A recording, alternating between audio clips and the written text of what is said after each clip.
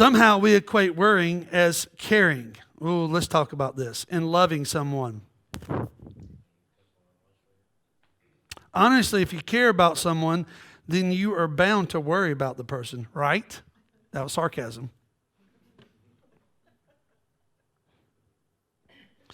Of course I'm worried. It's only natural when you come about caring about someone. This was an example. Worry keeps you from being effective in the present. So worrying is not caring for someone. I mean, the act of worrying is not doing anything for the person. Why? Because they're not experiencing anything you're worrying about. But you are immobilized to actually do anything to help the person that you need to help that you're worrying about.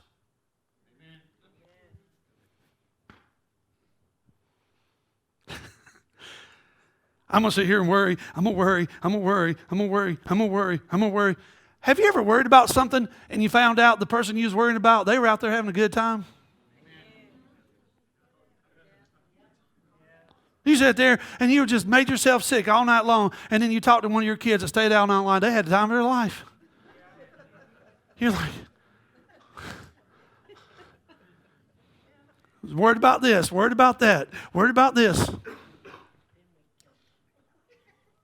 And then we guilt them. You made your mama stay up all night long while you were out there having all that fun. Well, if you just got over yourself and got out here with me, we could have had fun together.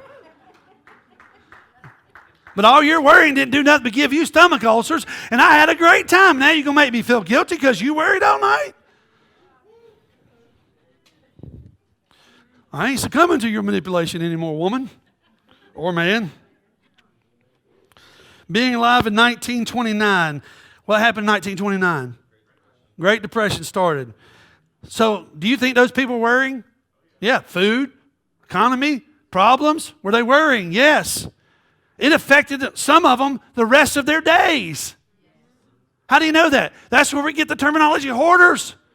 These people wouldn't throw nothing away because they never had anything. And they're like, you never know what's going to happen. You never know what's going to go down. So they worried to a point where they kept everything.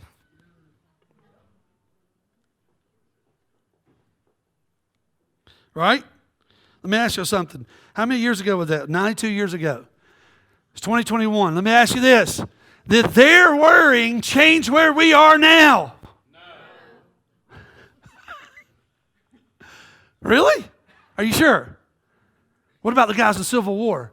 Did their worrying change anything for the future generation? No. Did they have things to worry about? Yeah, I mean, they were in war. The nation was being divided. It was problems. A lot of things to be concerned about. But all that worrying didn't change anything. What I'm trying to communicate is your worrying is not going to change your future. The current act of worrying. Y'all tracking with me? Okay. So let's look at Luke 12, 22 through 34. Let's put some scriptures on this.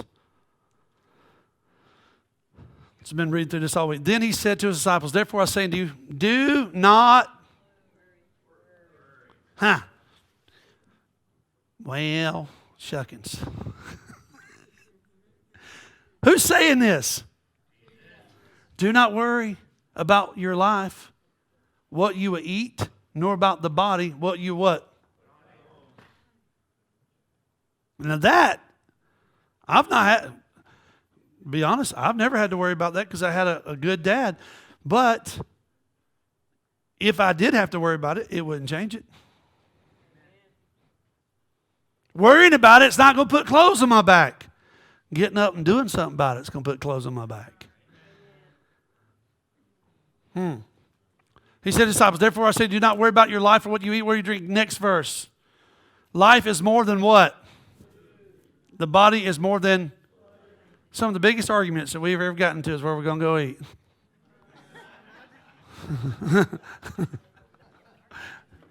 I ain't worried about what you want to eat. I don't care. I ain't worried about it either. You know you worried about it because as soon as I make a decision, you're like, I don't want that.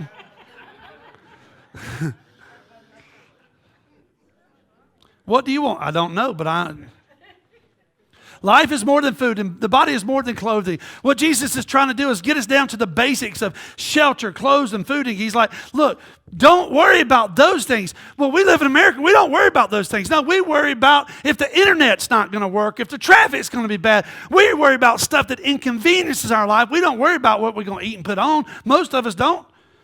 I would think most of the people in this house right here don't worry about what you're going to wear. Well, I take that back, because I have been married a long time. Most women do kind of worry about what they're going to wear. Not because they don't have something to wear. Do I look fat? I mean, is this okay?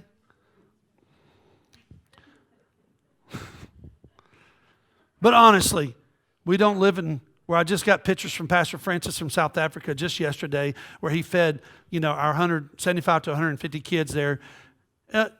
Some of them still have the same clothes on from where I was there a year ago.